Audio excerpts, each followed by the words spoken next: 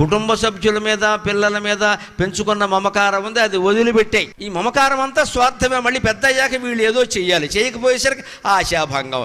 ఎన్నో చేశాం పిల్లల కోసం, పెళ్ళయింది మన పట్టించుకోరని తెలుసుకునే చెయ్యాలమ్మా. స్వార్థంతో చేయక్కల, వాళ్ళు పట్టించుకోరు, వాళ్ళ సంసారం బాగుంటే చాలు, మనకేం చేయక్కల.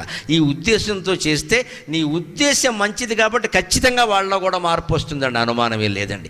మన ఉద్దేశం మంచిదైతే భగవంతుడు వెనకాల హీ వర్క్స్ అవుట్, ఆయన పనిచేస్తాడు. ఆవిడ ఉద్దేశం మంచిది, నీకోసం సమస్తం త్యాగం చేసింది, నువ్వు ఎందుకు చేయవు అని కొడుక్కి కోడలికి చెప్పిస్తాడమ్మా. భగవంతుడు మార్చినట్టుగా ప్రపంచాన్ని మనం మార్చలేము. ఇక్కడ మనం అనుకున్నది జరగాలి అంటే భగవంతుడు ప్రార్థించాలి, మానవుల్ని ప్రార్థించద్దు. ఊరికే అహంకారం పెరిగి మనం తోసి బారేస్తారు. దేవుణ్ణి ప్రార్థిస్తే త్రూ ప్రాపర్ ఛానల్ వెళ్ళిపోతుంది. అది నీ మనసులో నువ్వు ప్రార్థన చేస్తే నీ బాధ ఎవరికి చేరాలో వారికి చేరుతుంది, వారిలో మార్పు వస్తుంది ఖచ్చితంగా.